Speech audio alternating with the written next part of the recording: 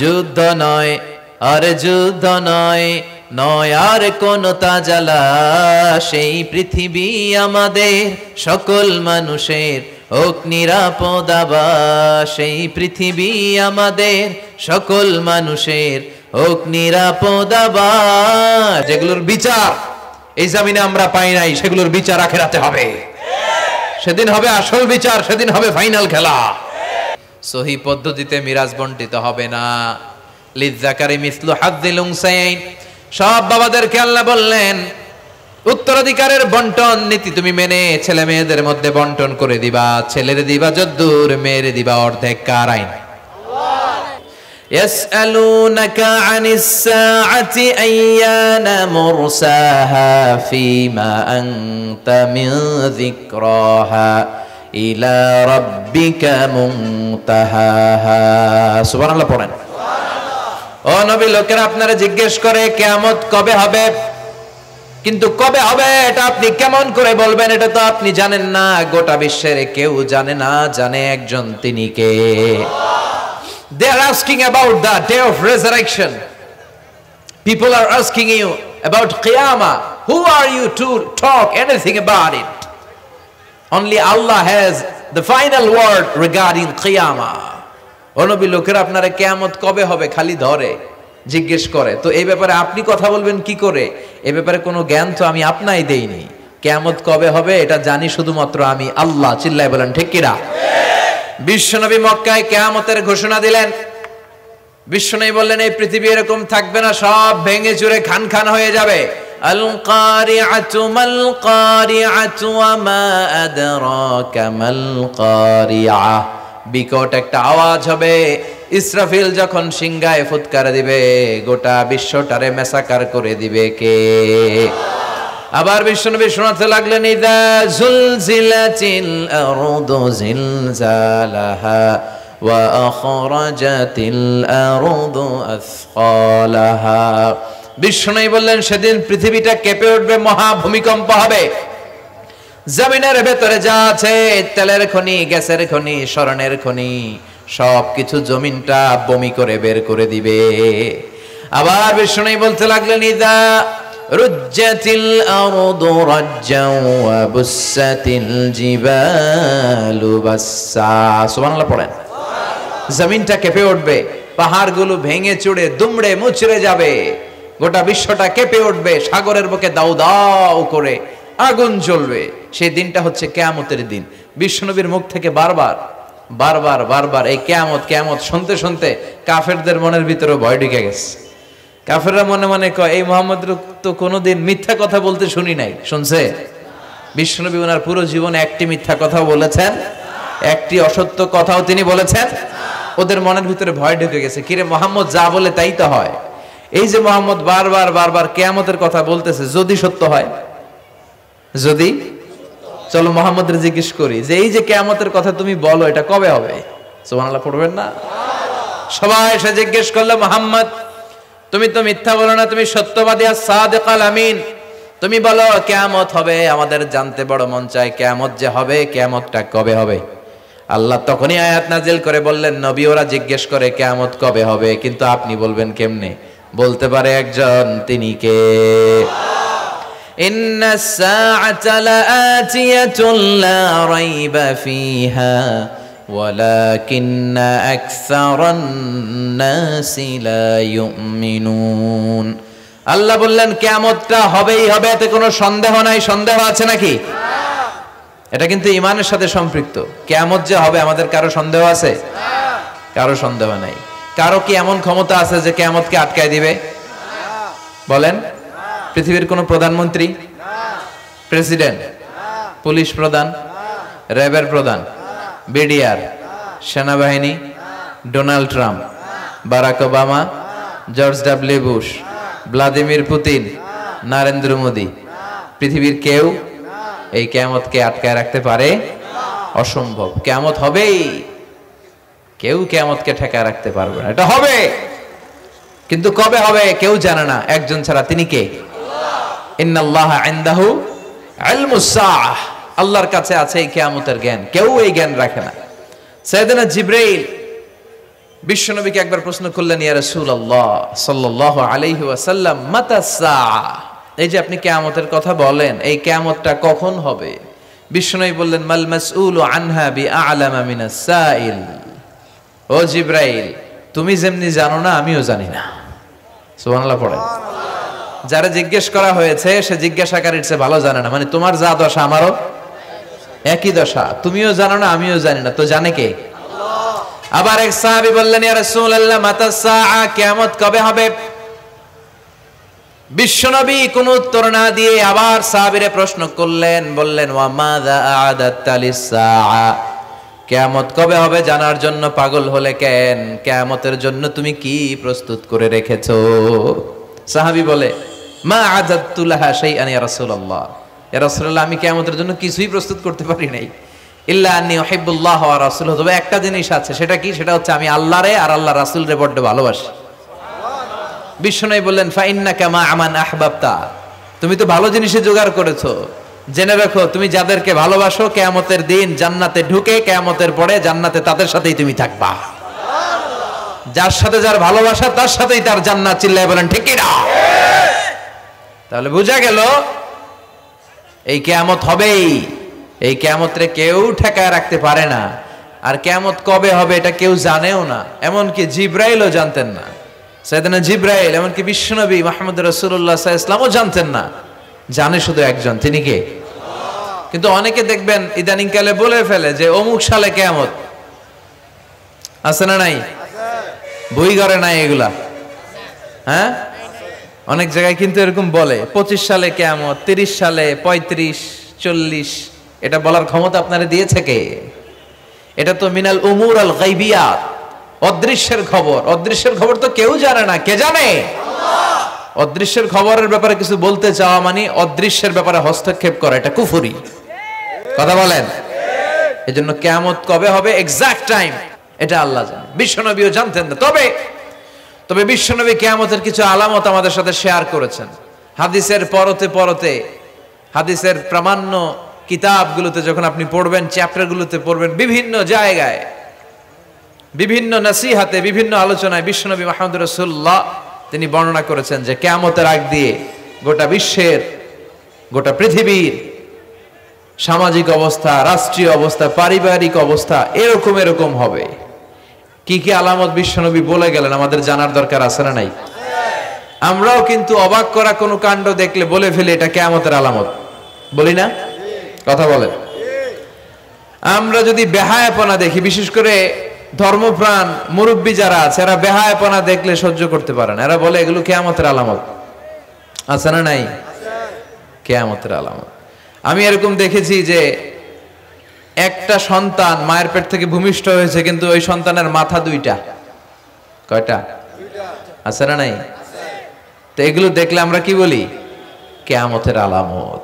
কিন্তু বিশ্বনবী কিয়ামতের আলামতের ব্যাপারে কি বললেন, আমাদের কি শোনালেন, জানতে মনে চায়?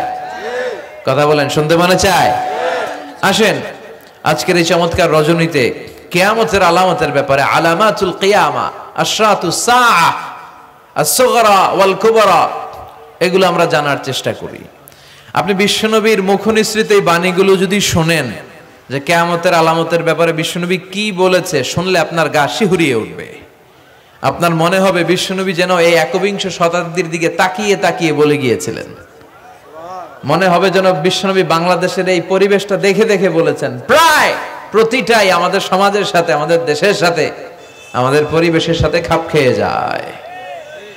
কিয়ামতের আলামতগুলো দুই ভাগে বিভক্ত। একটু আওয়াজ করে উত্তর দিতে হবে, কয় ভাগ?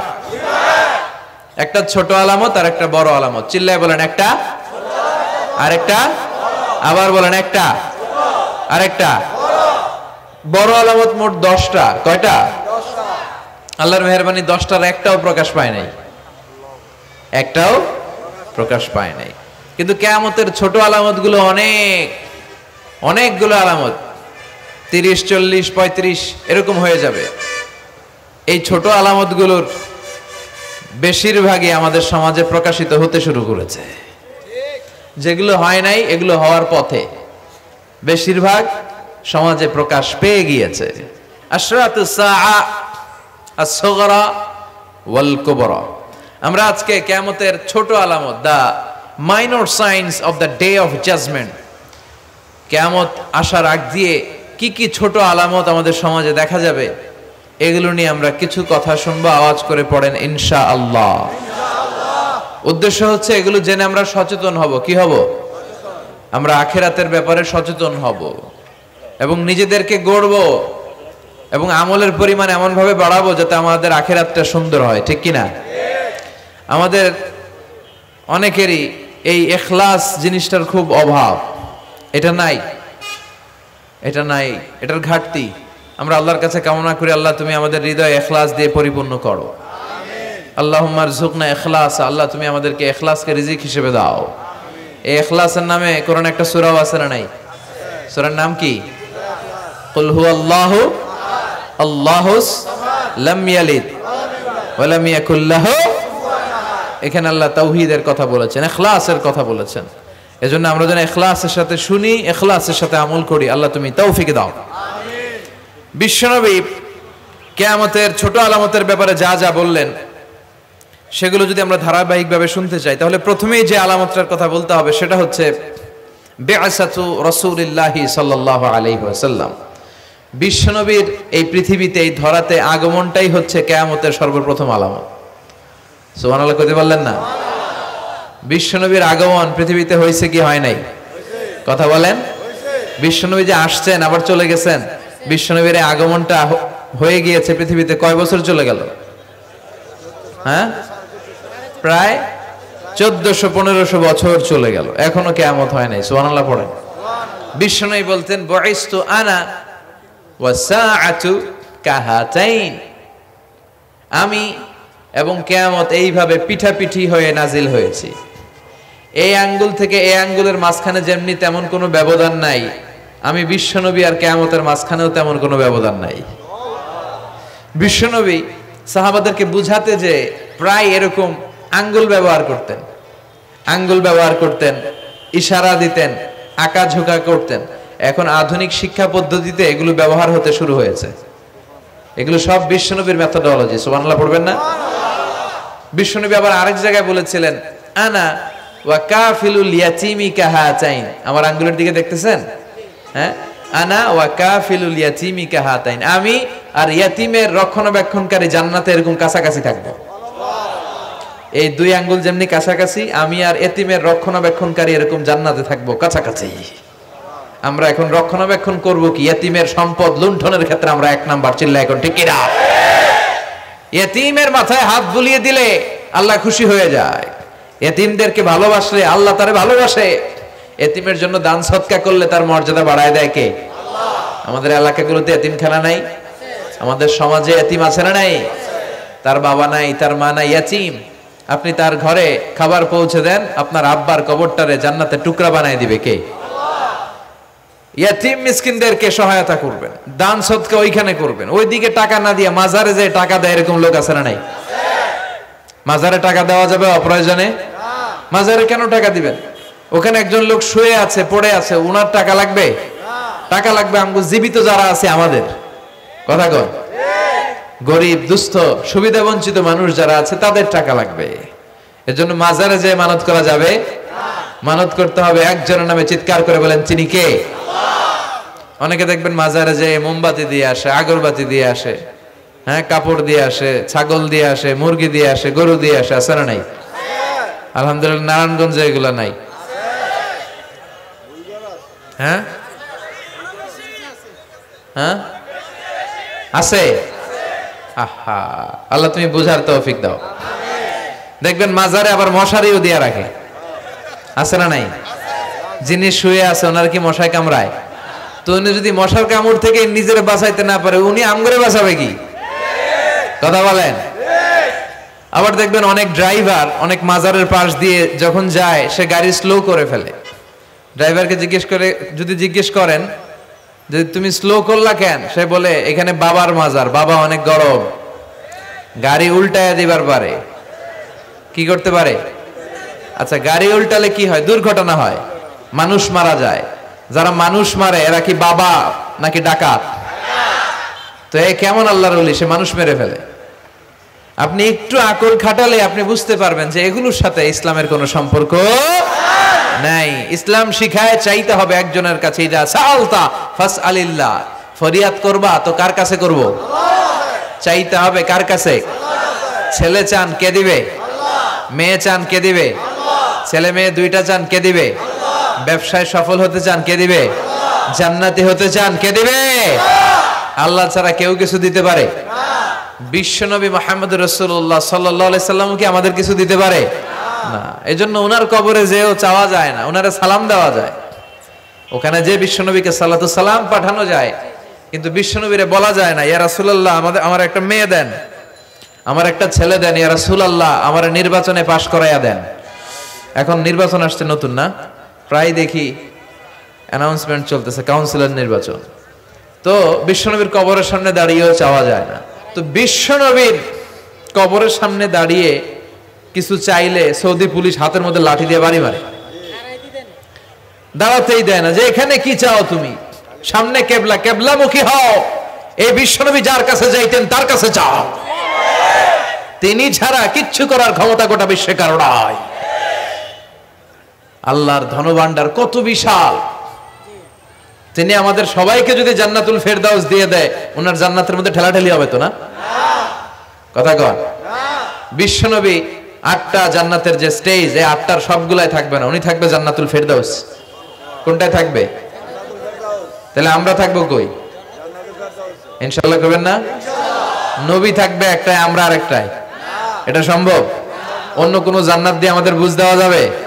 আমরা আল্লাহর কাছে বলবো, আল্লাহ আমগো নবী যেদিকে আমরা থাকবো, বিশ্বনবী থাকবে জান্নাতুল ফেরদাউস, আমরাও থাকবো ফেরদাউসে। ইনশাআল্লাহ পড়েন।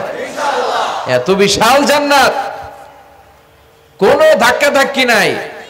জান্নাতের এক একটা দরজা চিনেন তো না? বিশ্বনবী যখন জান্নাতের দরজার বর্ণনা দিচ্ছেন, বিশ্বনবী বলছেন ইন্নাল মিসরাআইন মিন মাসারি'আল জান্নাহ মা বাইনা মাক্কাতা ওয়া হাজার। ও সাহাবারা, জান্নাতের দরজাগুলো কত বড়, শোনো শোনো।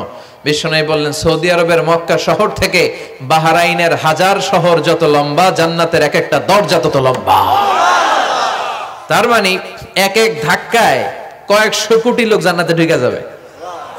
তো ওই জান্নাতে আমরা সবাই যদি ফেরদাউসে থাকি, আল্লাহর কোনো ঘাটতি আছে?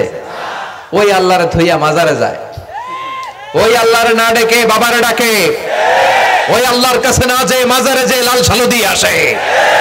দেখবেন যে লোকটা মাজারে মশারি দেয়, ওর বাবার ডেঙ্গু রোগ, ওর মারে মশাই কামড়ায়, ওর বাবারে মশাই কামড়ায়। বাপ মার কাছে চায় না। বাপ মা যে কত বড় পীর সাহেব, গোটা বিশ্বের পীর সাহেবরা যদি একটা দোয়া করে আর বাবা মা যদি আরেক পাশে দোয়া করে, বাবা মার দোয়া আগে আগে কবুল হয়ে যাবে।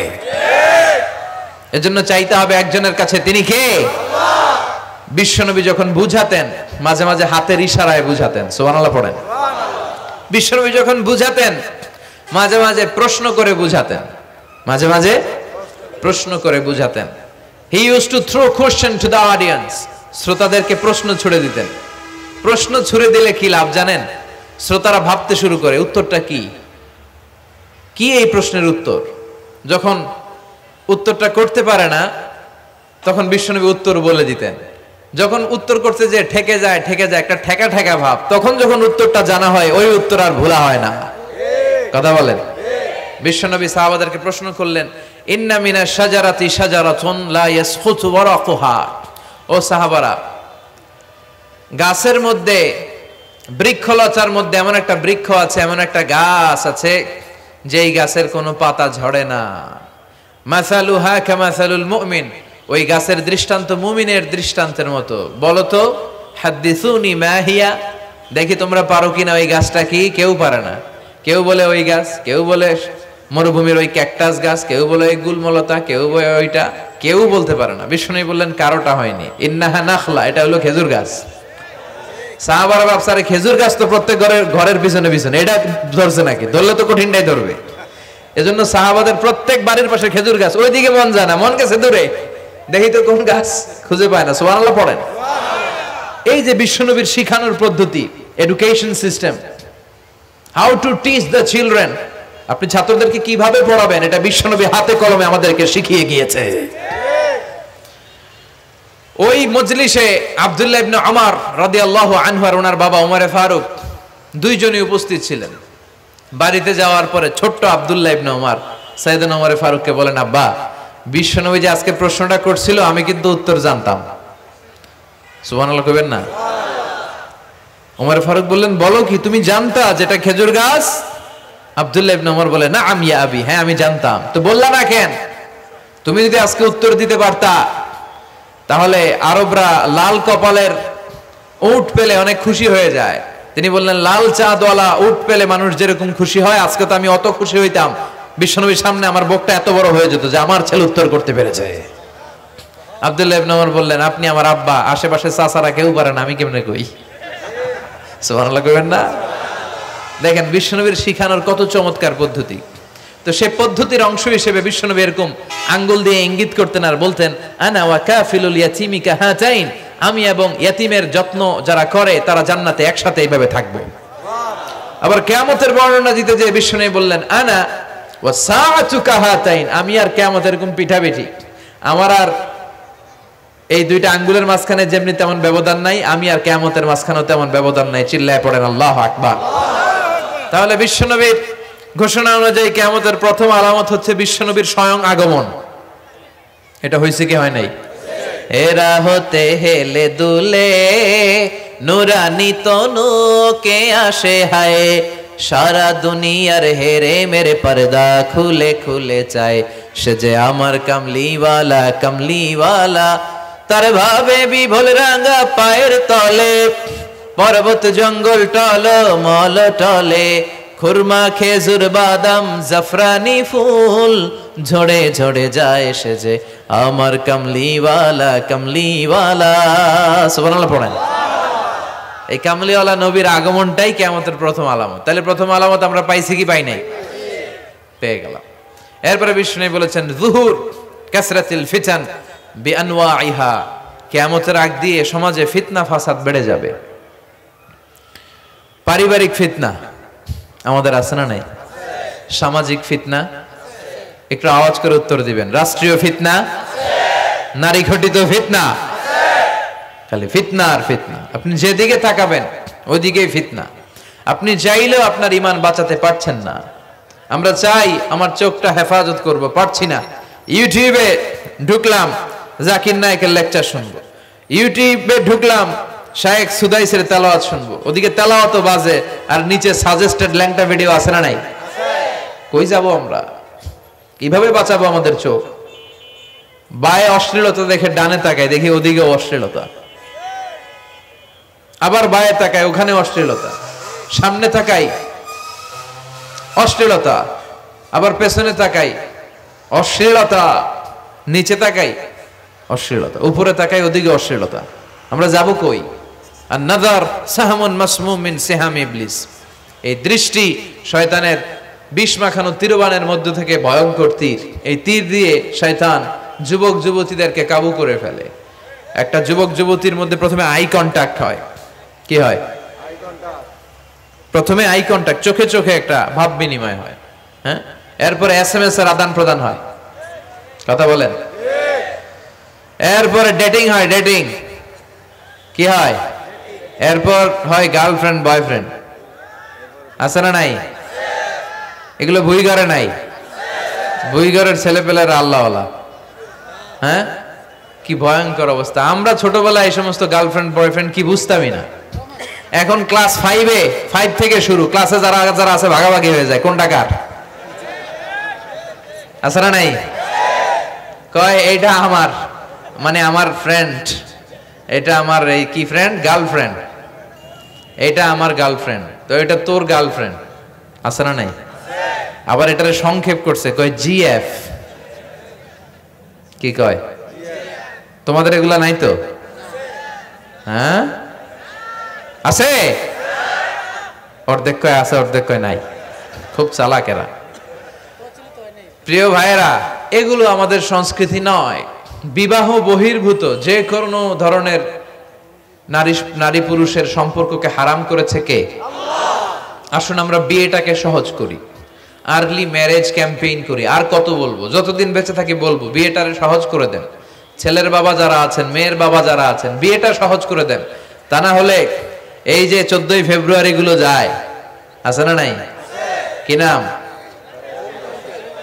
কি? বিশ্ব বেহায়া। আহা, এগুলো আগে ছিল না, এগুলো সব কিয়ামতের আলামত। চিল্লায় এখন ঠিক কিনা? এই দিবসগুলোতে আপনার উঠতি বয়সের তরুণী মেয়ে, আপনার ছেলে যে পাপগুলো করে বিয়ে না করার কারণে, এই পাপগুলোর একটা পার্সেন্টেজ গুনাহ আপনার আমলনামায় আছে না নাই?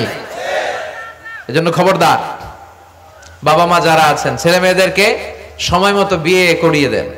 আমাদের দেশে বিয়ে অনেক সময় অনেক দেরি হয়ে যায়, বিশেষ করে ছেলেদের দেরি হয়ে যায়। বলে তুই নিজের পায়ে দাঁড়া।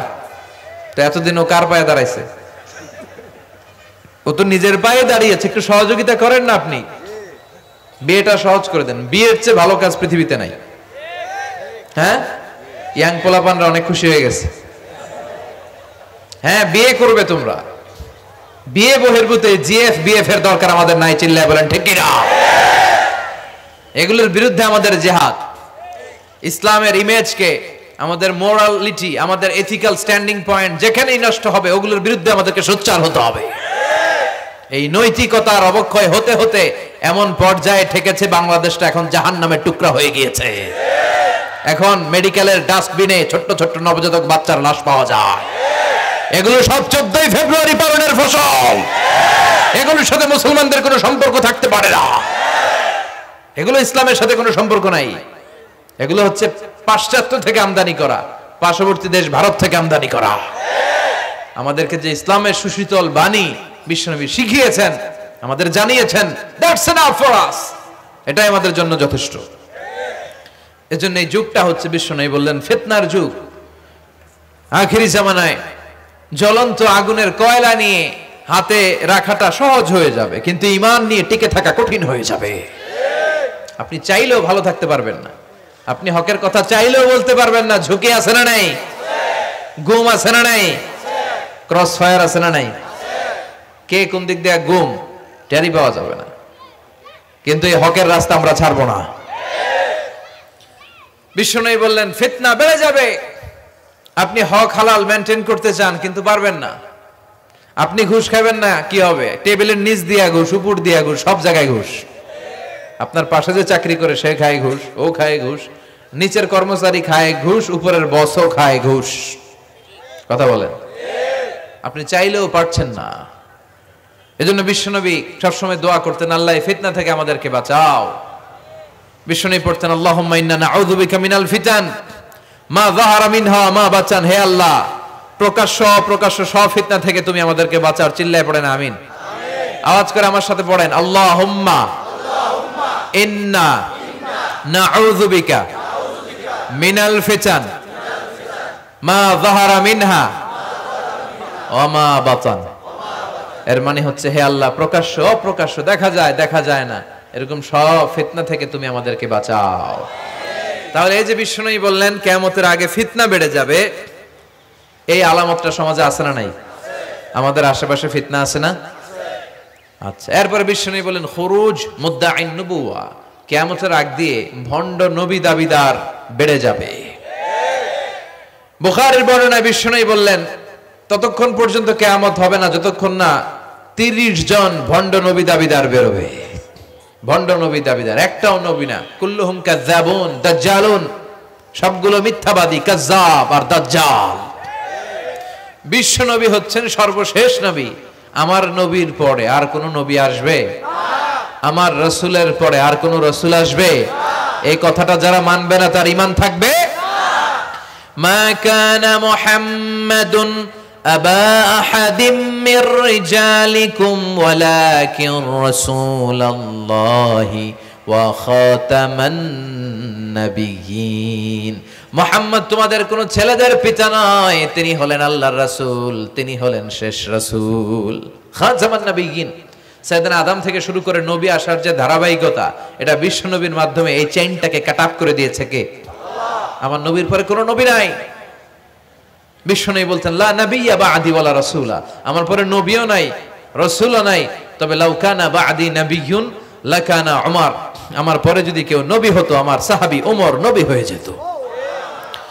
প্রভু তুমি বলেছ রাসূল দেবে না, বলনি দেবে না ওমর, বলনি দেবে না হামজা তারিক, খালিদ বিজয়ী সমর। প্রভু তুমি বলেছ রাসূল দেবে না, বলনি দেবে না ওমর, বলনি দেবে না হামজা তারিক, খালিদ বিজয়ী সমর।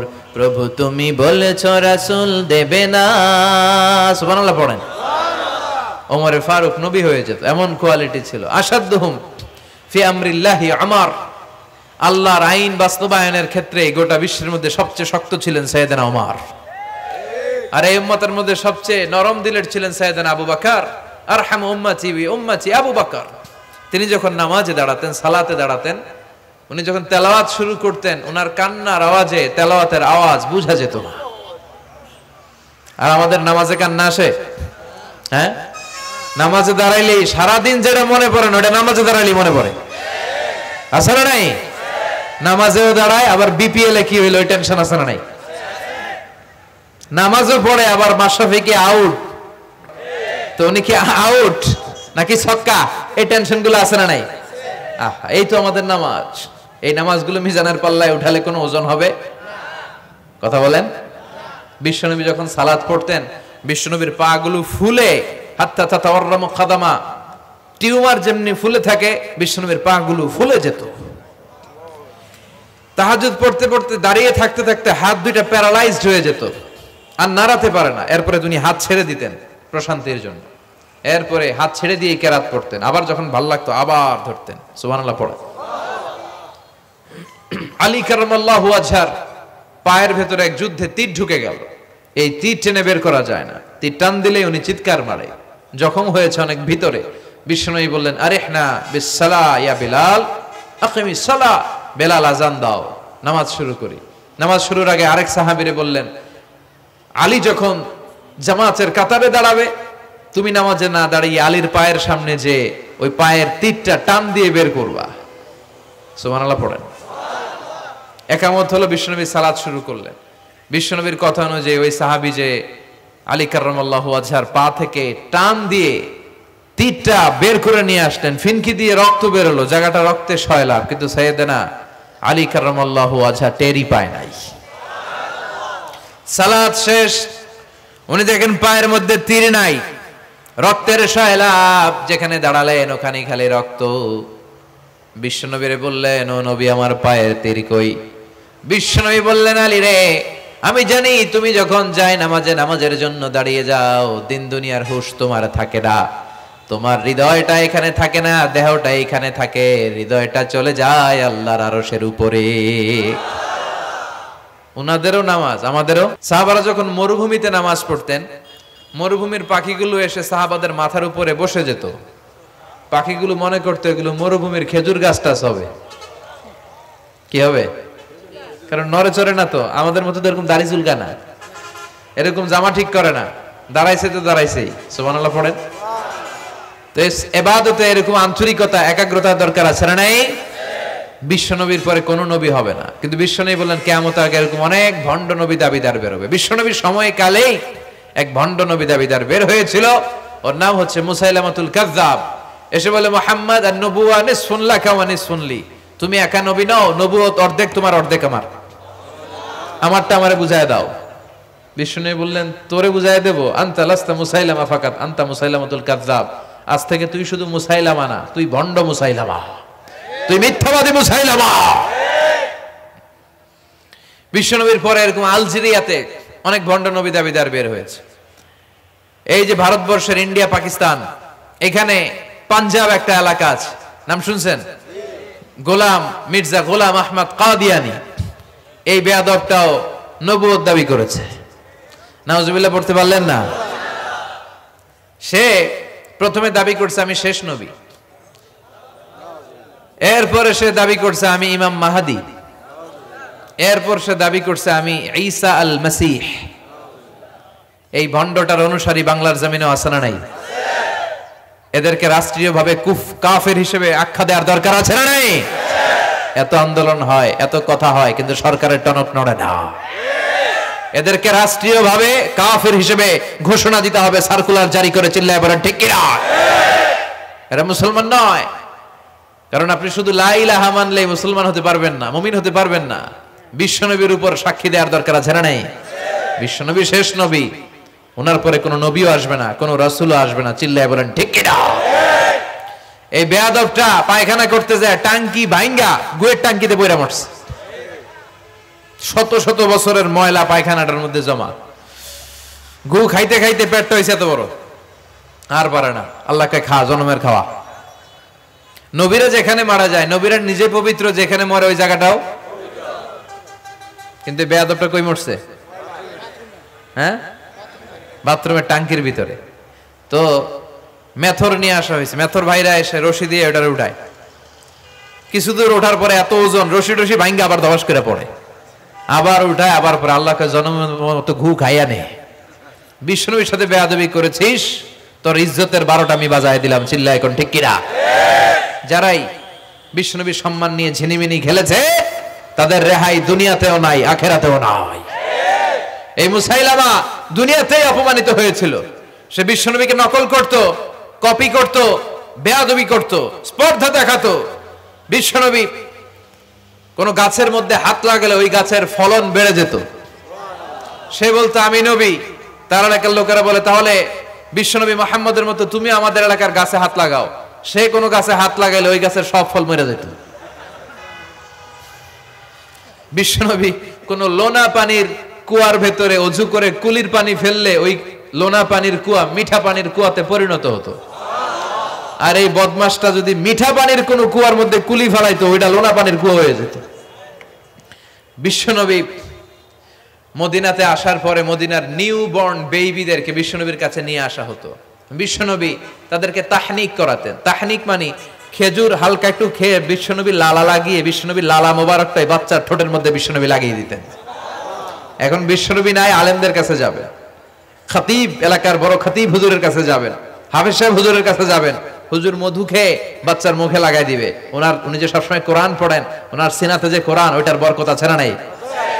বিশ্বনবী তাহানিক করতেন, খেজুর খেয়ে ওই লালা মিশ্রিত খেজুর বাচ্চার মুখে লাগিয়ে দিতেন আর বাচ্চার মাথায় হাত বুলিয়ে দিতেন। বিশ্বনবীর হাত মদিনার যে সমস্ত নবজাতক বাচ্চাদের মাথায় লেগেছে, বাচ্চাদের মাথার চুল বড় করে দিয়েছে কে? সেও বিশ্বনবীর মতো অ্যাক্টিং করত। তার কাছে নবজাতক বাচ্চা নিলে সেও তাহানিক করত। তাহানিক করার সাথে সাথে বাচ্চা বমি শুরু করে দিত। আর মাথায় হাত লাগায় দিলে মাথার চুল বাড়াতো, বড় কথা, আজীবনে বাচ্চাগুলো টাক মাথা থাকতো। কি করতো? টাক মাথা। তার মানে বেয়াদবির পরিণাম, অপমান দুনিয়া থেকেই শুরু হয়ে যায়। তো বিশ্বনবী বললেন এই ভণ্ডদের আবির্ভাব শুরু হবে। আমাদের এই সমাজে ভণ্ড আছে না নাই? দোদেল বান্দা কালমা চোর, না পায় শ্মশান না পায় ঘোর, দিন থাকিতে আয়রে পথে ছাইড়া দে ভণ্ডামি, ভণ্ডামি ভণ্ডামি ভণ্ডামি, ছাইড়া দে ভণ্ডামি। নামাজ কালাম পড়ে না, ইবলিস শয়তানের নানা। আছে না এরকম? ইসলামের লেবাস লাগায়, দাড়ি রাখে, চুল বড় রাখে, জট পাকায় রাখে, রোজা নাই, নামাজ নাই, পরিচ্ছন্নতা নাই, আতর নাই, গোসল নাই। আছে না নাই? এরকম ভণ্ড পীর আছে না নাই? হক্কানি পীর যারা, তাদের বিরুদ্ধে আমার কোনো কথা নাই। কারণ এদেশে অনেক লক্ষ লক্ষ হিন্দুরা এই হক্কানি পীরদের হাতে হাত রেখে কালিমা পড়ে মুসলমান হয়েছে। তাদেরকে আমরা সাপোর্ট করি। আমাদের বিরুদ্ধাচারণার হুঙ্কার হচ্ছে ভণ্ডদের বিরুদ্ধে। এই দেশে এত ভণ্ড পীর, এই দেশে যত ভণ্ড পীর আছে অনেক দেশের জনসংখ্যাও এত নাই। কথা বলেন? অনেক ভণ্ড পীর আছে সারা বছর নাকি গোসল করে না, বছরে করে একবার, ওই গোসলের পানি মুরিদরা খাইয়া সব সাবার। আছে না নাই? এগুলোর সাথে আমাদের কোনো সম্পর্ক। বিশ্বনবী বললেন এরকম ভণ্ডদের আবির্ভাব সমাজে হবে কিয়ামতের আগে। এই আলামতটা সমাজে আছে না নাই? দেখেন বিশ্বনবী যাই বললেন অক্ষরে অক্ষরে মিলে যায়। এরপরে বিশ্বনবী ফরমান কাসরাতুল হারাজ, কিয়ামতের আগে হারাজ বেড়ে যাবে। সাহাবারা বললেন ওমাল হারাজ ইয়া রাসূলুল্লাহ, হে নবী হারাজ কি? বিশ্বনবী বললেন হাদা হুয়াল হারাজ, হাদা হুয়াল হারাজ। কি বুঝলেন? মারামারি, কোপাকুপি, যুদ্ধ। আছে না নাই? আমরা কি যুদ্ধ চাই?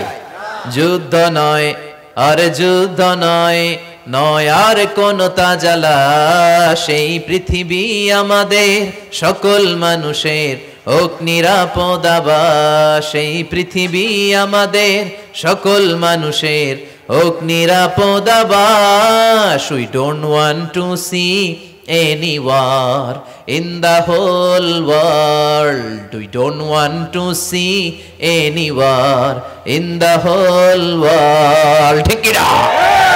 আমরা কোনো যুদ্ধ দেখতে চাই না, মারামারি দেখতে চাই না, অন্যায় হত্যাকাণ্ড বিচার বহির্ভূত কোন হত্যাকাণ্ড আমরা এদেশে দেখতে চাই না। বিশ্বনবী বললেন কিয়ামতের আগে এগুলো বেড়ে যাবে। বিশ্বনবী বললেন যে হত্যা করবে সে জানবে না কেন আমি হত্যা করলাম। এরকম হত্যা দেশে আছে না নাই? উপরের নির্দেশ, উপরের টেলিফোন, শুট করো, পোশাকি বাহিনী পিস্তল আছে, শুট করে দিল, কিন্তু কেন সে মারলো ওই সৈনিক জানে না। এরকম আছে না নাই? আবার যে নিহত হইল সেও জেনে মরতে পারলো না যে আমি কেন বললাম। কথা কন। আহা, এই বাংলার বিভিন্ন নদীতে, মাঠে ঘাটে হাত বাঁধা, পা বাঁধা, চোখ বাঁধা, বস্তাবন্দি করা লাশ পাওয়া যায় কি যায় না? এই দুনিয়ায় তারা বিচার পায় নাই, কিন্তু এগুলোর বিচার আছে না নাই? এগুলোর বিচার যদি না থাকতো, the worldly life will be a joke. এই পৃথিবীটা একটা জোকিং হইতো, জোকিং। জোক করার জন্য আল্লাহ পৃথিবী বানায় নাই। যেগুলোর বিচার এই জমিনে আমরা পাই নাই, সেগুলোর বিচার আখিরাতে হবে। সেদিন হবে আসল বিচার, সেদিন হবে ফাইনাল খেলা। সেদিন হবে কি খেলা? বিশ্বাস হয়? অপেক্ষা আছে না নাই? সবগুলোর বিচার হবে ইনশাআল্লাহ। পড়েন। আপনার জমি মেরে খাইছে, দুনিয়ায় বিচার পান নাই, আহকামুল হাকিমিনের বিচার আছে না নাই? আপনাকে অন্যায় ভাবে আঘাত করেছে, দুনিয়ার বুকে বিচার পান নাই, আখিরাতে বিচার আছে না নাই? বিশ্বনবী বললেন এই মারামারিটা বেড়ে যাবে কিয়ামতের আগে। এখন দেখেন খালি মারামারি, কোপাকুপি। 2 টাকার টেম্পু ভাড়া লইয়া একজন একজনের মেরে ফেলাইছে। কয় টাকার? নাউজুবিল্লাহ পড়বেন না? আল্লাহ এই ফিতনা থেকে তুমি আমাদের বাঁচাও। এরপর বিশ্বনবী বললেন দিয়াউল আমানা, কিয়ামতের আগ দিয়ে আমানতের খেয়ানত হবে। এটা আমাদের সমাজে আছে না নাই? বিশ্বনবী বললেন কিয়ামতের আগ দিয়ে আমানতের খেয়ানত হতে থাকবে। ইদা দুইয়াতিল আমানাতু ফান্তাযিরিস সা, যখন আমানতের খেয়ানত হবে তখন কিয়ামত হবে। সাহাবীরা আবার প্রশ্ন ছুড়লেন কাইফা ইদাআতুহা ইয়া রাসূলুল্লাহ, হে নবী আমানতের খেয়ানত কেমন করে হবে? বিশ্বনবী বললেন ইদা উসিদাল আমরু ইলা গায়রি আহলিহি ফান্তাযিরিস সাআ, যে লোকটা যেই চেয়ারে বসার যোগ্য নয় তাকে যখন ওই চেয়ারে বসিয়ে দেওয়া হবে তখনই কিয়ামত হয়ে যাবে। এরকম আমানতের খেয়ানত তো ভুই করে নাই। ধরেন একজনরে আপনারা প্রধান বক্তা হিসেবে দাওয়াত দিলেন, জানে না কোরআন, জানে না হাদিস, জানে না বক্তৃতা। এটা কিয়ামতের আলামত না? এটা আমানতের খেয়ানত না? এই দেশের শিশু বক্তা আছে না নাই? কথা কন। আহা, এদিকে আর কি মানুষ হয়েছে? শিশু বক্তা হইলে 3 গুণ হবে। বিল্ডিং টিল্ডিং ভাঙ্গা, প্যান্ডেল ম্যান্ডেল ঘুরলা, অবস্থা সারা। এত মানুষ, ও যে কি বলে ও নিজেও জানে না, কি যে জানে না ওইটাই জানে না। সবকিছুর একটা বয়স আছে। তোমাকে পড়াশোনা করতে হবে, তোমাকে ডিগ্রি অর্জন করতে হবে, তোমাকে জানতে হবে, তোমাকে বিশ্লেষণ করার, অ্যানালাইসিস করার ক্ষমতা রাখতে হবে। ছোট বাচ্চা যদি মুরব্বির মতো কথা বলে আমরা এটার বেয়াদব বলি। আপনারা বই করে কি বলেন? বেয়াদব। পাশে খতিব সাহেব হুজুর, এখানে হাফেজ সাহেব হুজুর, এখানে ইমাম সাহেব হুজুর, এখানে কামিল মাদ্রাসার প্রিন্সিপাল, এখানে জগৎ বিখ্যাত মুহাদ্দিস, আর সে বেয়াদবের মতো পায়ের উপর পা তুলে আঙ্গুল নাড়িয়ে নাড়িয়ে কথা বলে। এটা কিয়ামতের আলামত। এগুলো বন্ধ করেন, এগুলোর সাথে ইসলামের সম্পর্ক নাই। যারা কোরআনের কথা জানে, যারা আলেম, তাদেরকে দাওয়াত করেন, জ্ঞান গর্ভ আলোচনা করবে। আপনার জীবনকে উজালা করে দিবে কে? আল্লাহ। কিন্তু লোক জড়ো করার জন্য এগুলো করে। আহা, তাফসীর মাহফিলের ভিতরে এই শো অফ, খালি লোক দেখানো মানসিকতা। কে আসলে বেশি লোক হবে এরা দাওয়াত করো। মাহফিল হইলে এরা লাগবে, ওরে লাগবে, এরা লাগবে। আমগো অবস্থা হালুয়া টাইট। 15,000 দাওয়াত ইনভাইটেশনের মধ্য থেকে 90টা প্রোগ্রাম রেখেছে এই বছর। 15,000। এটা কিয়ামতের আলামত না? সুবহানাল্লাহ কয়। আর এটা কিয়ামতের আলামত। কেন আমারে লাগবে কেন? আপনার এলাকায় মুহাদ্দিস নাই? আপনার এলাকায় মুফাসসির নাই? মিজানুর রহমান আজহারীকে লাগবে কেন? মিজানুর রহমান আজহারী যেখানে সুযোগ হবে 2-4 জায়গায় প্রোগ্রাম করবে। এখন তো ইউটিউবে সব দেখা যায় যে এত চ্যানেল, অনেক মাহফিলে এত শ্রোতাও নাই।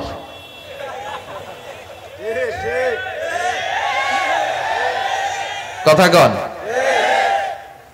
এখন কোথাও যেতে পারি না, আজকে এয়ারপোর্ট থেকে আসার পথে এয়ারপোর্ট থেকে বের হইতে লাগতেছে আধা ঘন্টা।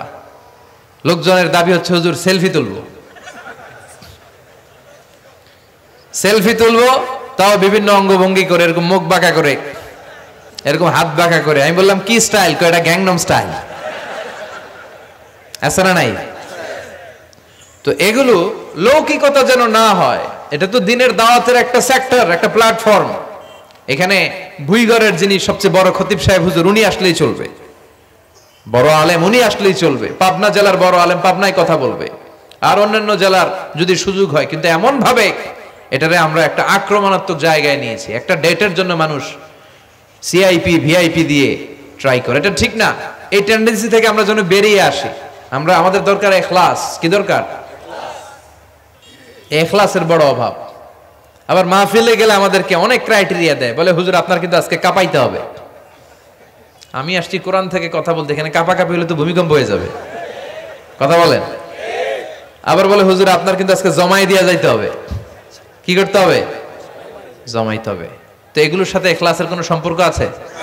আবার বলে হুজুর কেউ যেন না ওঠে, আপনার কিন্তু ধরে রাখতে হবে, মানে আমনে করে সবাইরে ধরে রাখতে হবে, পাও ধরে থাকেন। এগুলোর সাথে হেদায়েতের কোনো সম্পর্ক। এজন্যই তো সমাজে হেদায়েত নাই। মাহফিলের পরে মাহফিল হয়, ফজরের নামাজটা ঠিকমতো হয় না। হেদায়েত শূন্য, হেদায়েত নাই, ইখলাস নাই। কি উদ্দেশ্যে শুনতেছি এটা যেন খেয়াল করে আমল করতে পারে, এই টেন্ডেন্সিটা নাই। আসুন আমরা একটু থামি। স্টপ, থামেন, অনেক হয়েছে। আন্না ইসলাম কি বলে, কি শিখাতে চায়, কি বুঝাতে চায়, ওইটা বোঝার চেষ্টা করেন, ওইভাবে মানার চেষ্টা করেন। কে কি বললো দেখার দরকার নাই, এত লোক জড়ো হওয়ার দরকার নাই। আজকে যদি চ্যানেল একটাও না থাকতো, 10 জন বসে যদি আমার কথা শুনতো, কোনো সমস্যা আছে? কথা বলেন। এজন্য হেদায়েতটা সবচেয়ে বেশি জরুরি, ইখলাসটা জরুরি, আল্লাহর প্রতি ভয়, আস্থা, ভালোবাসা, এটা বেশি জরুরি। আল্লাহ তুমি ইখলাস দিয়ে আমাদের হৃদয়টাকে পূর্ণ করো। তাহলে এই যে লোক যে চেয়ারে বসার যোগ্য না, ওই লোক যদি ওই চেয়ারে বসে, কিয়ামতের আলামত আছে না নাই? চেয়ারম্যান হওয়ার যোগ্যতা যদি না থাকে, যদি চেয়ারম্যান হয়ে যায়, হ্যাঁ, সাইয়্যিদুল কওমি খাদিমুহুম, নেতা হবে তারা যারা মানুষকে খেদমত করবেন। খেদমত করার জন্য 1.5 কোটি টাকা খরচ করে চেয়ারম্যান ইলেকশন করে, 5 কোটি টাকা। এগুলো কেন? এই ট্রেডিশন দেশে আসলো কেন? উনি টাকা খরচ করবে কেন? ওনার চা খাওয়ানো আর সিগারেট খাওয়ানো লাগবে কেন? উনি তো আমাদের খাদেম হওয়ার জন্য আসছে। উনি জনপ্রতিনিধি হয়ে দাঁড়াবে, যাকে আপনারা পছন্দ করবেন ভোট দিবেন না। হাজার হাজার কোটি টাকা, শোডাউন, শো অফ আছে না নাই? কিয়ামতের আলামত। মসজিদের সভাপতির সাথে মসজিদের কোনো সম্পর্ক নাই, আছে না নাই? সব সভাপতিকে আমি এক পাল্লায় মেপে দিচ্ছি না, বেশিরভাগের এই অবস্থা। ভালো 2-1 জন আছে, আমি জেনারেলাইজ করছি না।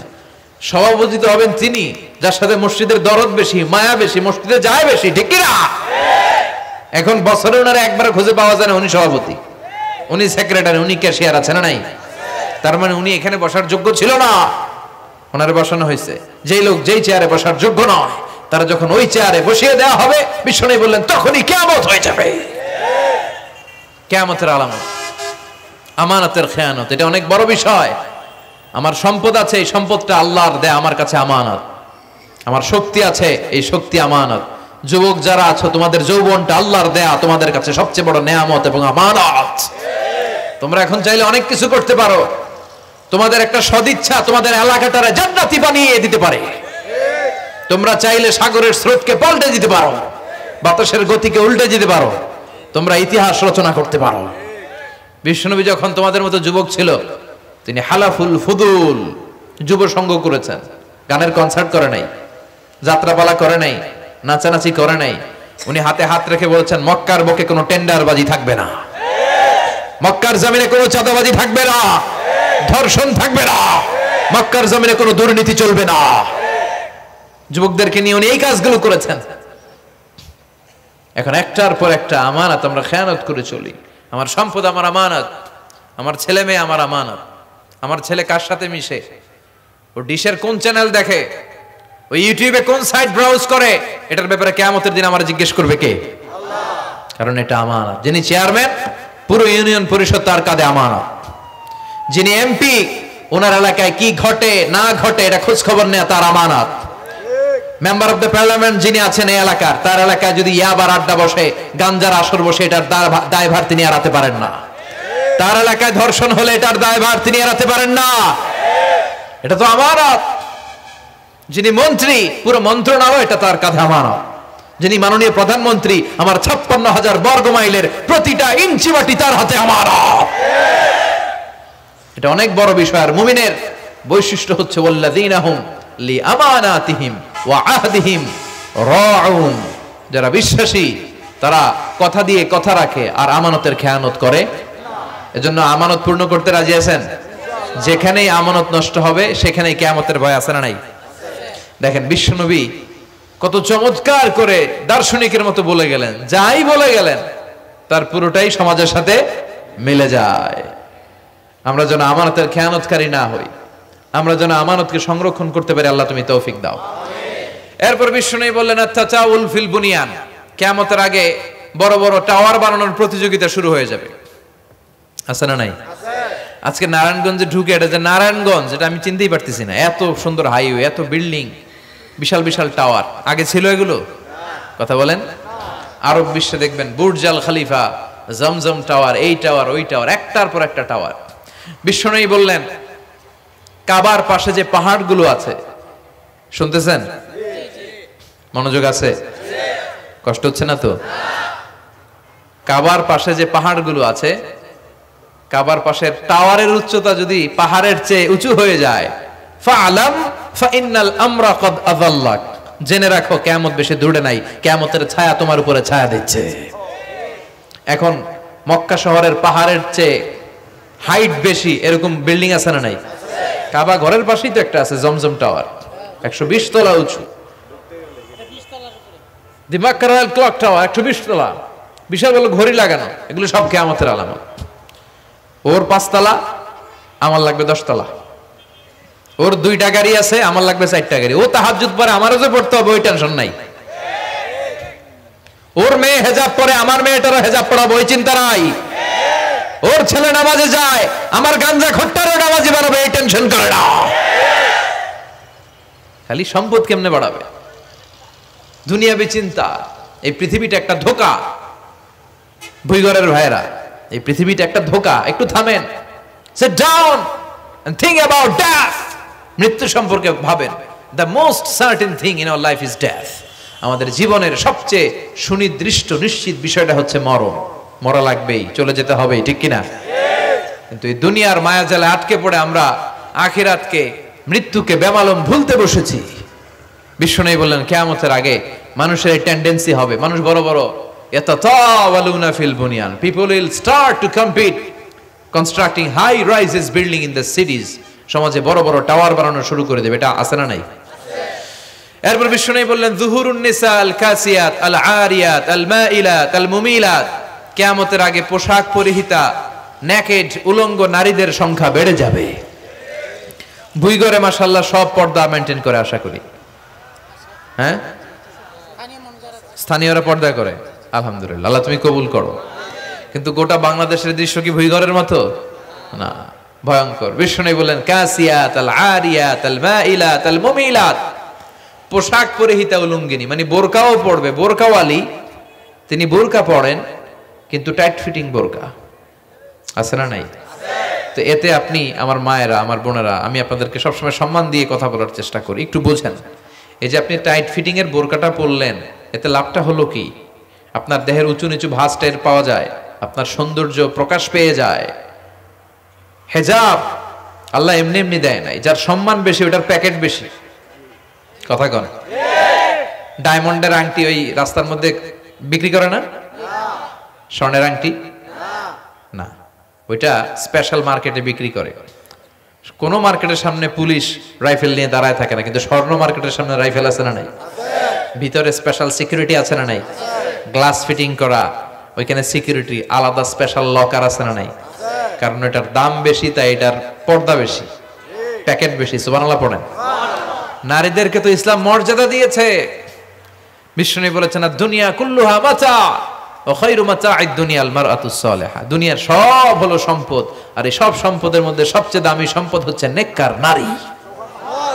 এদের পেটগুলা খনি, এই নেককার নারীগুলো যদি হেজাব মেনটেন করে, এই পেটগুলো থেকে আল্লাহ বেরোবে, নাজমুস সাকিব বেরোবে, কারি আহমদ বিন ইউসুফ আল আজহারি বেরোবে, বড় বড় মুফাসসিরে কোরআন বেরোবে। আর যদি হেজাব না করে, জি বাংলা স্টার জলসা নিয়ে মশগুল হয়ে থাকে, হ্যাঁ, টেন্ডারবাজ, চাঁদাবাজ, ডাকাত, এগুলো বেরোবে।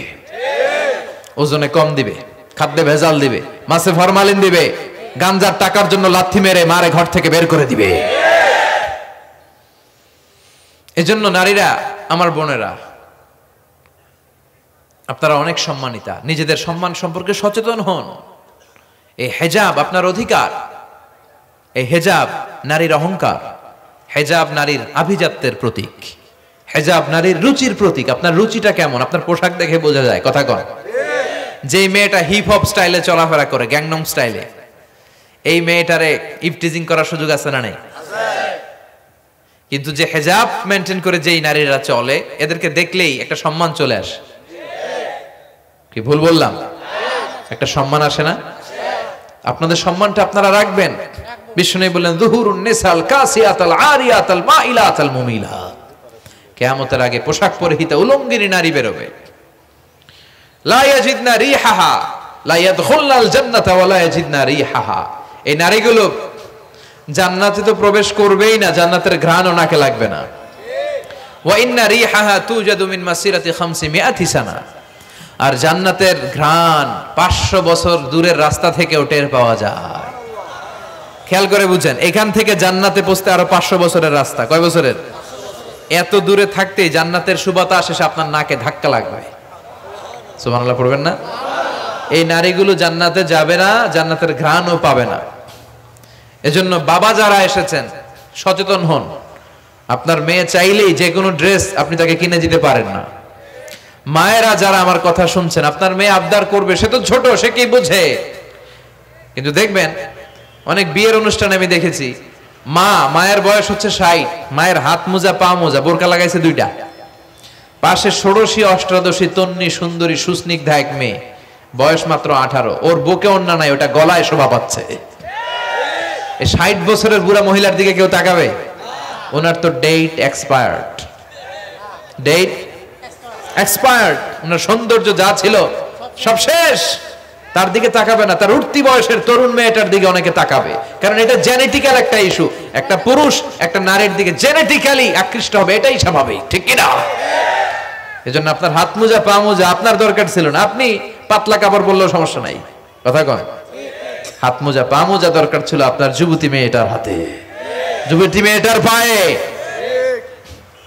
এজন্য আপনারা আপনাদের সম্মানকে বুঝবেন। যারা নারী স্বাধীনতার কথা বলে, নারী আন্দোলনের কথা বলে, এরা নারীদেরকে ঠকায়, এরা নারীদেরকে বিজ্ঞাপনের বিলবোর্ডে নগ্ন করে উপস্থাপন করে। রাস্তা দিয়ে হাঁটি, চোখ খুলতে পারি না। আমার মায়েরা, এরা আমার দেশের মেয়ে, এরা এই 56,000 বর্গ মাইলের মেয়ে। এই মেয়েগুলোকে উলঙ্গভাবে হাফ নেকেড করে এই সিনেমা হলগুলোর পোস্টারগুলো যে দেয়া হয়েছে, এতে সম্মান বেড়েছে না কমেছে? ওদিকে চোখ তুলে তাকানো যায়? এজন্য নারী স্বাধীনতার কথা যারা বলে, এদের কথায় ফাঁদে পা দিবেন না। এরা আপনাদের সম্মান বাড়াতে চায় না, এরা আপনাদেরকে বিলবোর্ডে উঠাতে চায়, আপনাদেরকে উলঙ্গ করে রূপালী পর্দায় উঠাতে চায়, টিভির পর্দায় আপনাদেরকে নেকেড করে উপস্থাপন করতে চায়। এদের ঘরেই নারীরা বেশি নির্যাতিতা হয়, এদের কাজের মেয়েরাই বেশি নির্যাতিতা। আর সুযোগ পেলে এরা ধর্ষণে সেঞ্চুরি করতে দেরি করে না। এজন্য নারীদেরকে সম্মান দিয়েছে ইসলাম। আমার বোনেরা, আমাদের সম্মান যেন আমরা রাখতে পারি। আল্লাহ তুমি বোঝার তৌফিক দান করো। এরপরে বিষ্ণু বললেন, ইতাআতু যাওজা ওয়া উকুকুল কিয়ামতের আগে বিয়ে করার পরে ছেলেগুলো মাকে ভুলে গিয়ে স্ত্রীর পেছনে পেছনে দৌড়াবে, স্ত্রীর আনুগত্য করবে। এরকম নমুনা আছে না নাই? বই ঘরে আছে? হ্যাঁ, মুরব্বী অনেক পজিটিভ, মাশাআল্লাহ। সবকিছু ইউনিক, কিছু কিছু অথবা নাই। এদিক থেকে আওয়াজ আসতেছে আছে, হয়তো কিছু কিছু আছে, কিছু কিছু নাই। জেনারেলাইজ করা ঠিক হবে না। তো এই জন্য মাকে ভুলে যাওয়া যাবে না। মায়ের দোয়া বড় দোয়া, মায়ের দোয়া সবার আগে কবুল। বুলেট মারলে বুলেট মিস হয়, মায়ের দোয়া মিস হয়? খবরদার। স্ত্রী চলে গেলে নতুন স্ত্রী পাওয়া যায়, মা মরে গেলে মা পাওয়া যায়। তাই বলে আমি বলছি না আপনার স্ত্রীকে ডিভোর্স দেন না, বুঝান, মাকেও বুঝান, স্ত্রীকেও বুঝান, বুঝানোর চেষ্টা করেন। সমাজের এখন সবচেয়ে বড় সমস্যাটা হচ্ছে শাশুড়িরা চায় আমি ডমিনেট করব, আমার এতদিনের গড়া সংসার। বউ এসে কয় না আমি আইছি মাগার, আমি সব খায় হলাম। আছে না নাই? এই যে সবাই ডমিনেট করতে চায়, এটা সমস্যা। সমাধানটা কি? সমাধানটা হচ্ছে আমাদের শাশুড়ি যারা আছে সমাজের, তাদের উচিত বৌমাটারে নিজের মেয়ের মতো মনে করা। নিজের মেয়ের যেখানে বিয়ে দিছে ওইখানে কিন্তু খুব খোঁজ নেয়, মা তোর কি অবস্থা, তোর কষ্ট হইলো কিনা, ইত্যাদি ইত্যাদি। কিন্তু ছেলের বউ করে যারা আনছে এর দিয়ে ইচ্ছে মতো কাজ করা, এরকম টাকা আছে না নাই? ডাবল স্ট্যান্ডার্ড, এটা ঠিক না। আর বৌমা যারা আছেন, ঘরের বৌমা, এরা শাশুড়িকে একটু মায়ের মতো মনে করেন না, কারণ একদিন আপনিও শাশুড়ি হতে চলেছেন, একদিন আপনিও শাশুড়ি হবেন। রং ধরা যৌবন জং ধরে শেষ, আপনারও ছেলে হবে, এই ছেলের বিয়ে করাতে হবে, এই ছেলের বউ এসে আপনার ঘরে তাই করবে আপনি আপনার শাশুড়ির সাথে যা যা করেছেন। এই ছোট্ট হিসাবটা বুঝতে চায় না। শাশুড়ির উচিত বৌমাকে নিজের নিজের মেয়ের মতো করে আদর করা, যত্ন করা, আর বৌমাদের উচিত শাশুড়িকে মায়ের মতো সেবা করা। এই মিউচুয়াল আন্ডারস্ট্যান্ডিংটা থাকলে কোনো ঘরে আর ঝগড়া হবে? শাশুড়ি বৌমা, আল্লাহ সবাইরে তুমি কবুল করো। তো কিয়ামতের আগে মারে ভুলে যাবে, মাকে ভুলে গিয়ে স্ত্রীর পেছনে পেছনে দৌড়াবে। খবরদার, খবরদার। আপনি নামাজি হতে পারেন, মুসল্লি হতে পারেন, হাজী সাহেব হতে পারেন, কিন্তু মা যদি বদদোয়া দেয় আপনার সব শেষ, দুনিয়াও শেষ, আখিরাতও শেষ। মায়ের মর্যাদা বাবার চেয়ে 3 গুণ বেশি। হামালাতহু উম্মুহু, কারণ বাবা পেটে ধরে নাই, পেটে ধরছে কে? ওয়াহানান আলা ওয়াহান, 8 মাস 10 মাস এই বোঝাটা বাবা বহন করে নাই, করলো কে? ফিসালুহু ফি আমাইন, 2 বছর বাবা দুধ খাওয়ায়নি, দুধ খাওয়ালো কে? মায়ের এক ধার দুধের দাম কাটিয়া গায়ের চাম, পাপস বানাইলেও ঋণের শোধ হবে না, এমন দরদি ভাবে কেউ হবে না আমার মাহাগো। ঠিক কিনা? লাউ কাতাআতা জিলদাক, আপনার গায়ের চামড়া কেটেও যদি মায়ের পায়ের জুতা বানিয়ে দেন, কি বানিয়ে দেন? কি দিয়ে? গায়ের চামড়া দিয়ে। এই যে 2 বছর যে দুধ খাইলাম, এই দুধের 1 ঢোক দুধের সুদটাও আদায় হবে না। এজন্য খবরদার, মাকে যেন আমরা ভুলে না যাই। মা দোয়া করতে দেরি, ওই দোয়া কবুল হতে। আমরা ছোটবেলায় যে কত কষ্ট দিয়েছি, সবচেয়ে বেশি কষ্ট যখন দিয়েছি মাকে, ওই স্মৃতিগুলো আমাদের মনে পড়ে না। আপনার বয়স যখন 1 বছর, আপনি স্মৃতি হাতরে এত দূর যেতে পারবেন? 1 বছর বয়সে কি কি কষ্ট দিয়েছিলেন মনে আছে? মানুষের বয়স যখন 2, 3, 4 হয়, 4-5 বছর বয়সে তখন তার কথাগুলো খেয়াল থাকে। কিন্তু সবচেয়ে কষ্ট কিন্তু মাকে বাবাকে আমরা দিয়েছিলাম যখন আমাদের বয়স 1-2 বছর ছিল। আর মায়ের পেটের ভেতরে যখন ছিলাম তখনও কষ্ট দিছি কি দেই নাই? এক একটা লাথি যখন মেরেছে আমার মা বেহুশ হয়ে যেত। আমাকে আপনাকে জন্ম দিতে যে আপনাদের মা কতটা কষ্ট করেছেন খেয়াল করে শুনেন। চিকিৎসা বিজ্ঞানীরা বলে একজন সুস্থ মানুষ 45 ইউনিট পেইন, মানে ব্যথা, একসাথে সহ্য করতে পারে। ব্যথার তীব্রতা, সিভিয়ারনেস যদি এর চেয়ে বেড়ে যায়, হয়তো লোকটা বেহুশ হয়ে যাবে, না হয় মরে যাবে। কিন্তু আমার আর আপনার মা আমাকে আর আপনাকে জন্ম দিতে যে ওই ডেলিভারি যখন দিয়েছিল, 57+, 57 ইউনিটেরও বেশি ব্যথা তিনি সহ্য করেছিলেন। যেটা কোনো অ্যাক্সিডেন্টে আমাদের দেহে প্রত্যেকের 206টা হাড্ডি, কোনো সড়ক দুর্ঘটনায় আপনার দেহের 20টা হাড্ডি একসাথে টাস টাস করে ভেঙে গেলে যত ব্যথা, তার চেয়েও বেশি ব্যথা। জন্য খবরদার, খবরদার, মাকে যেন আমরা ভুলে না যাই। মায়ের দোয়া যেন নেই। কখনো যদি মায়ের সাথে বেয়াদবি করে থাকি, আমরা যেন মাফ চেয়ে নেই। রাজি আছি তো যুবকেরা? রাজি আছি সবাই? আমরা সবাই মায়ের দোয়া নিব। মায়ের দোয়া ছাড়া কেউ জীবনে সফল হতে পারে? মা যার চলে গেছে তারা জানে মা না থাকার কি জ্বালা। হ্যাঁ, মায়ের কথা মনে পড়ে না?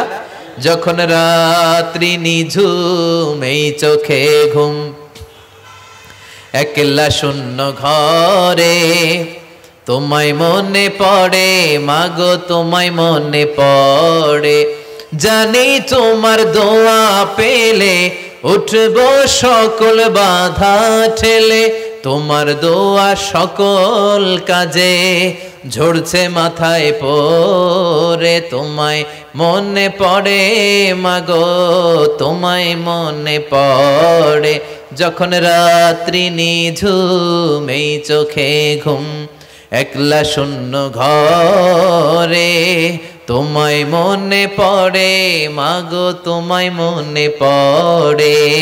ঠিক কি না?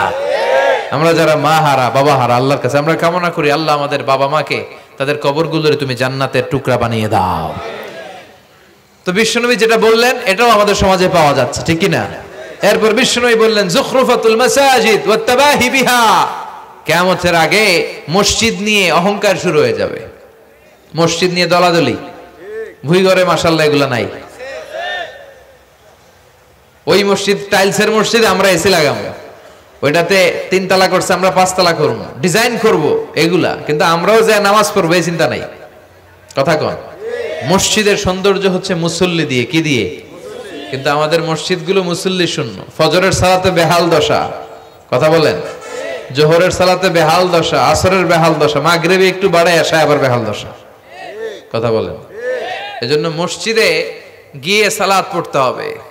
মসজিদ নিয়ে বাড়াবাড়ি করা যাবে না, দলাদলি করা যাবে না। মসজিদকে আমরা এত ডিজাইন করি, এটাও নিষেধ। মসজিদের সামনের দেয়ালে ঘড়ি টড়ি লাইটিং ফাইটিং এগুলো যত কম দেয়া যায়, তাহলে দৃষ্টিটা ওইদিকে যাবে না। লাইট টাইট সবকিছু পেছনে হবে, যার ঘড়ি দেখা দরকার পেছন থেকে দেখে নিবে, সামনের জায়গাটা হবে ফ্রেশ। কিন্তু এরকম মসজিদ বাংলাদেশে খুঁজেই পাওয়া যায় না, কথা বলেন। বিশ্বনবীর মসজিদ ছিল, বুখারীর বর্ণনা, ওয়া কানা সাকফুল মসজিদে জারিদুন নাখাল, বিশ্বনবীর মসজিদে নববীর ছাদ ছিল খেজুর পাতা দিয়ে তৈরি, ডালা দিয়ে তৈরি ছাদ। আর মসজিদে নববীর ফ্লোর ছিল বালুর ফ্লোর, বৃষ্টি হলে কাদামাটি হয়ে যেত। বিশ্বনবীর সাহাবীরা বর্ণনা করেন, রাআইতু রাসূলুল্লাহ সাল্লাল্লাহু আলাইহি ওয়াসাল্লাম ইয়াসজুদু ফিল মাই ওয়াত তিন, কাদামাটির উপরে বিশ্বনবী সিজদা দিচ্ছেন, নামাজ পড়ছেন। সালাম ফিরিয়ে বিশ্বনবী যখন সাহাবীদের দিকে মুখ ফিরিয়ে বসে তাসবিহ পড়তেন, সাহাবারা বর্ণনা করেন, রাআইতু আসারা তিনি ফি জাবহাতি, বিশ্বনবীর কপাল মোবারকে আমরা কাদার মাটি দেখতে পেয়েছি। আর আমাদের মসজিদে খালি টাইলস। তোরা ঢাকায় টাইলস, আমরা উজবেকিস্তান থেকে টাইলস নিয়ে আসুন, আছে না নাই? এজন্য মসজিদ দিয়ে যেন আমরা দলাদলি না করি, মসজিদটারে যেন হেদায়েতের মার্কাজ বানায়। রাজি আছেন তো? বাচ্চাদেরকে মসজিদে যেতে দিবেন, আমি সব জায়গায় বলি। অনেক মুরব্বীরা আছে বাচ্চাদেরকে মসজিদে ঢুকতে দিতে চায় না, আছে না নাই? বাচ্চা ঢুকাইলে রেগে যায়। রেগে যান কেন? ওর বয়স হতে আপনি মসজিদের দিকে আসার খান নাই, মসজিদের দিকে উল্টায় পরে আসারও তো খান নাই। ও আসতে যাচ্ছে, আসতে দেন। বাচ্চারা মসজিদে আওয়াজ করবে, এতে কোনো সমস্যা নাই, বাচ্চারাই তো আওয়াজ করবে, আপনি করবেন? বাচ্চারা লাফালাফি করলে ভাল লাগে, 80 বছরের বুড়া মানুষ লাফ দিলে ভাল লাগবে? কথা কন, বিশ্রী দেখা যাবে। বাচ্চারা এরকম লাফালাফি করবে। তুরস্কের বিভিন্ন মসজিদের দেয়ালে ফেস্টুনে ব্যানারে লেখা থাকে, নামাজ চলা অবস্থায়, জামাত চলা অবস্থায় যদি পিছনে বাচ্চাদের আওয়াজ চিল্লাফাল্লা শুনতে পাওয়া না যায়, তাহলে ভবিষ্যৎ প্রজন্ম নিয়ে তোমাদের চিন্তায় থাকা উচিত। পিছনে বাচ্চাদের আওয়াজ নাই, তার মানে আমার নাতিপুতি, আমার ছেলেমেয়েরা তো নামাজি হচ্ছে না। আর তারাবি নামাজ পড়তেছে, পিছনে চিল্লায় ফাটায় ফলাইতেছে, তার মানে ইনশাল্লাহ ভবিষ্যতে নাতিপুতিরা সবগুলা মুসল্লি হবে।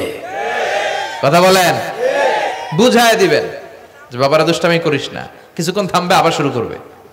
এটাই বাচ্চাদের সৌন্দর্য, এটা বাচ্চারা করলেই মানায়। বাচ্চাদেরকে যেন আমরা মসজিদে নিয়ে যাই। রাজি আছেন তো? আল্লাহ বুঝার তৌফিক দান করো। বিশ্বনবী বললেন, ইয়াতাকারাবুজ জামান তাতাকারাবুল আসওয়াক, কিয়ামতের আগে ইয়াতাকারাবুজ জামান, সময়ের বরকত কমে যাবে। 1 বছর মনে হবে 1 মাস, 1 মাস মনে হবে 1 সপ্তাহ, 1 সপ্তাহকে মনে হবে 1 দিন। এই যে 4 বছর ধরে এখানে তাফসীর হয়, তাই না? কথা কন। গত বছর আসছিলেন কারা কারা? হাত তোলেন। আসছে তো কম না, ভালোই আসছিল, হাত নামান। এই যে গত বছর ওয়াজ শুনে গেলেন, এই বছর আবার আসলেন, আপনাদের কি মনে হয় যে 1 বছর চলে গেছে? মনে হয় যে অল্প কয়েক মাসের ব্যবধানে এই বছরটা ঘুরে যেন আবার চলে আসলো, এরকম মনে হয় না? বরকত উঠায় নিচ্ছে কে? কথা বলেন। এরপর খাবারের স্বাদ উঠায় নিচ্ছে কে? আগে খাবারের যে স্বাদ ছিল এখন ওইটা আছে? আগে ইলিশ মাছ রান্না করলে যে ঘ্রাণ হতো, এখন এই ঘ্রাণ পাওয়া যায়? আগে শোল মাছের ঝোল রান্না করলে যে স্বাদ হতো, আগে চিংড়ি মাছ রান্না করলে যে স্বাদ লাগতো, এখন এই স্বাদ পাওয়া যায়? সব তুলে নিল কে? দেখেন বিশ্বনবী যা যা বললেন তার প্রমাণ সমাজে আছে না নাই? শুনতেছেন না কষ্ট হচ্ছে? আর দু একটা আলামত শুনবেন, শেষ করে দেই। শুনবেন আর কয়েক মিনিট। বিশ্বনবী বললেন তাসলিমুল খাসা, কিয়ামতের আগে লোকজন শুধু পরিচিতদেরকে সালাম দিবে, অপরিচিতদেরকে সালাম দিতে চাইবে না। এরকম আছে না নাই? এই মুরব্বী চাচারে চিনি, চাচা আসসালামু আলাইকুম, চিনি আসসালামু আলাইকুম, ওদিকে চিনি আসসালামু আলাইকুম, কিন্তু অন্য একটা এলাকায় গেছি ওখানে কাউরে চিনি না, সালামও দেই না। বাসে উঠছেন কাউরে চিনেন না, সালাম দেন না, এরকম আছে না নাই? তো সালাম কি যাদেরকে চিনেন এদের জন্য? কথা কন। আলা মান আরাফতা ওমান লাম তারিফ, যাকে চিনো সালাম দাও, যাকে চিনো না তাকেও দাও। আল বাদিউ বিস সালাম, বিশ্বনবী বললেন আগে আগে দাও। আল বাদিউ বিস সালাম বারিউ মিনাল কিবর, আগে আগে যে সালাম দেয় তার হৃদয় থেকে অহংকার মুক্ত করে দেয় কে? আল্লাহ। অহংকার মুক্ত হওয়ার দরকার আছে না নাই? যার হৃদয়ে যাররা পরিমাণ অহংকার থাকবে সে জান্নাতে প্রবেশ করতে পারবে? কথা বলেন। এজন্য আমরা আগে আগে সালাম দেব। ভুইঘরের ভাইয়েরা ছোটরা বড়দেরকে দিব, বড়রা ছোটদেরকে দিব, হাজবেন্ড ওয়াইফকে দিব, ওয়াইফ হাজবেন্ডকে দিব। রাজি আছেন তো? আজকে যারা স্বামী যারা আসছেন বাড়িতে যেই ভাবির আগে সালাম দিবেন। রাজি আছেন? কথা কয় না, আওয়াজ ছোট হয়ে গেছে। পারা যাবে? আপনি আগে সালাম দিবেন, এটা দেখে আপনার স্ত্রী লজ্জা পেয়ে আপনার আগে দিবে, এগুলো দেখে বাচ্চারা সালাম শিখে ফেলবে। সুবহানাল্লাহ কইবেন না? আমরা কি চাই না আমাদের ফ্যামিলিগুলো এরকম সুন্দর হোক? আমরা কি চাই না আমাদের ফ্যামিলিগুলো জান্নাতি হোক?